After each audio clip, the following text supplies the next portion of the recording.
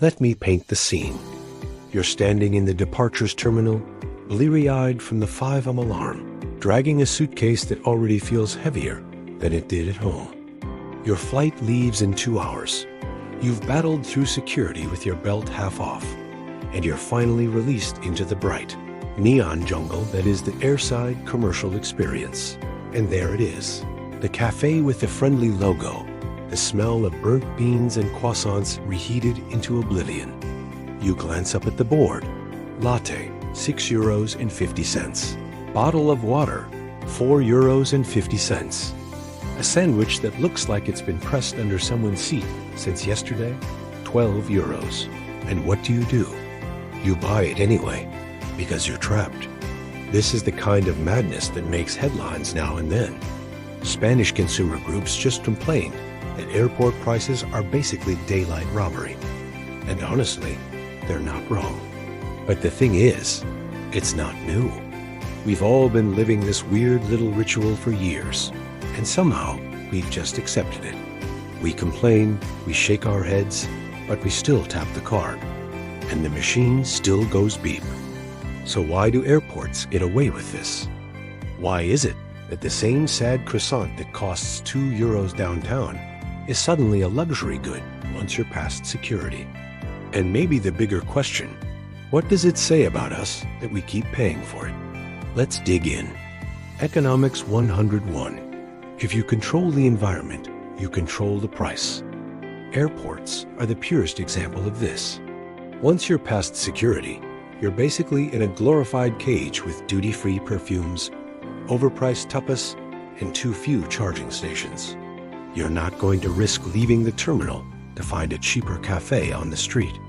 You're in limbo land, and the merchants know it. This is what economists call the captive audience model.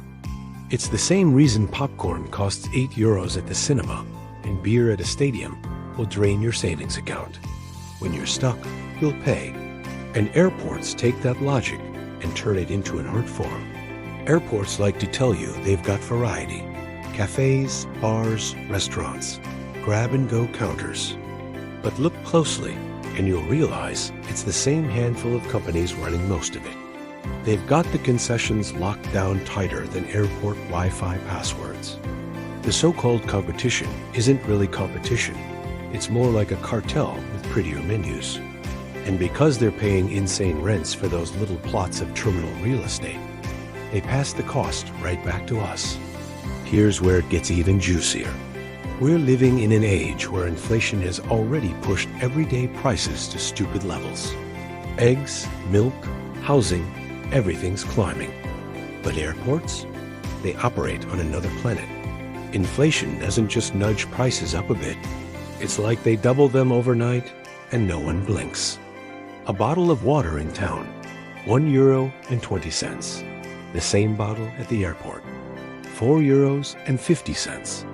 That's not inflation. That's extortion with a smile. And the worst part? We rationalize it.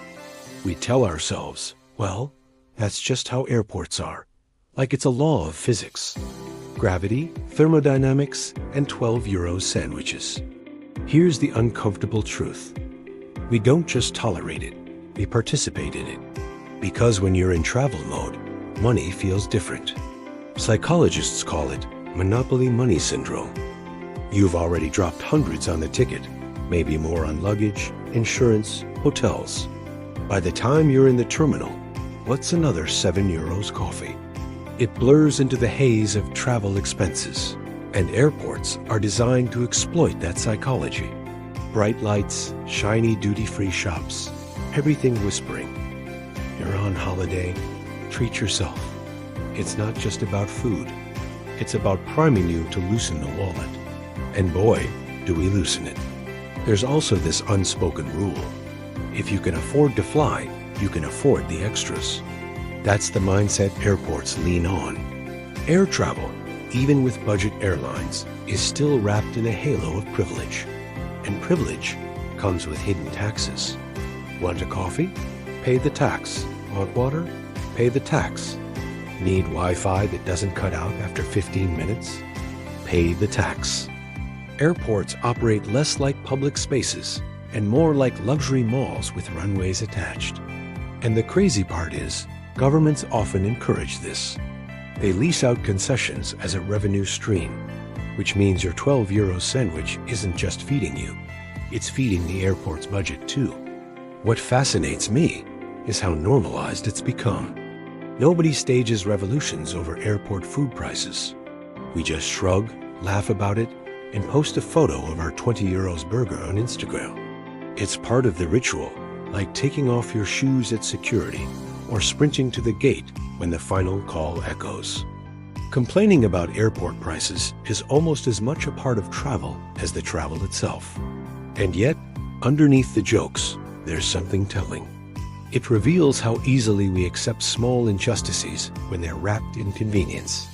Airports are a microcosm of modern capitalism, a controlled environment where choice is manufactured, costs are inflated, and we smile through it because we're too tired to fight. Let's not forget the greatest scam of all, duty-free shopping. Once upon a time, it meant real savings. Skip the taxes, get your booze and perfume cheaper. But now, it's just another trick. Most of the time, those prices aren't even lower than what you'd find in the city. In some cases, they're higher. But because the sign says duty-free, we convince ourselves it's a bargain. It's marketing genius. And it pairs perfectly with the overpriced coffee. First, they take your money for survival items, food, water. Then they lure you into spending the rest on things you don't need, but convince yourself you're saving on. Welcome to the ultimate consumer trap. Here's a little nugget you might not know. Some airports have exclusive contracts that prevent shops from selling cheaper alternatives. In Madrid, there was an uproar when people realized you couldn't buy a simple bottle of water at a fair price because the concession agreements were structured to keep prices sky high. And even when public outcry forced airports to install €1 water fountains, the shops found ways to downplay them. Tucked away in corners, barely signposted, while the €4.50 Evian sat proudly in the fridge by the counter. That's not just economics, that's strategy.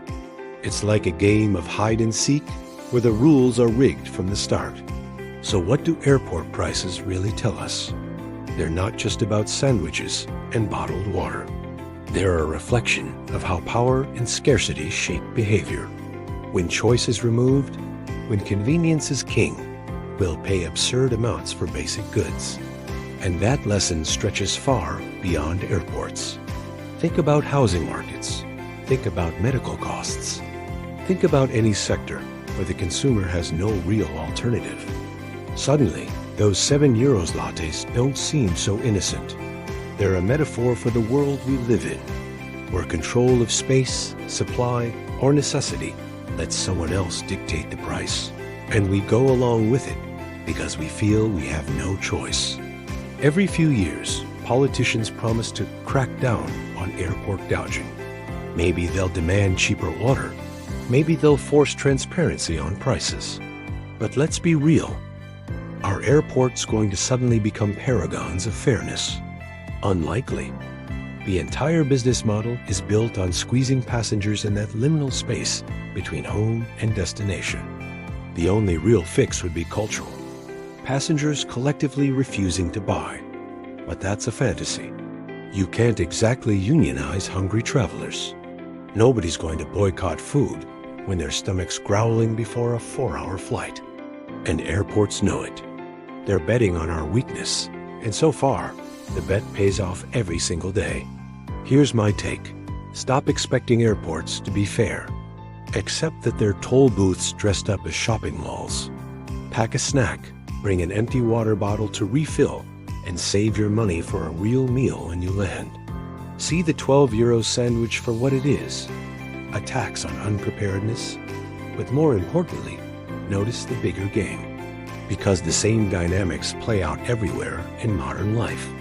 Whenever you're in a system where you can't leave, can't choose, and can't say no, you're in an airport, whether there are planes or not. At the end of the day, those sky-high prices are both ridiculous and perfectly rational. Ridiculous because nobody should pay €4.50 for water. Rational because as long as we do, the system works. Airports are little laboratories of capitalism, where convenience trumps reason and necessity trumps principle. We laugh about it, we grumble, but we still tap the card. And that's the real lesson here. Airports aren't just testing our wallets.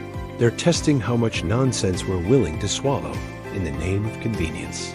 Judging by the lines at Starbucks in Terminal 2, the answer is quite a lot. So next time you're staring down that €7 coffee, ask yourself, am I buying caffeine? Or am I buying the illusion of comfort in a place designed to keep me spending? Either way, the machine will still go beep.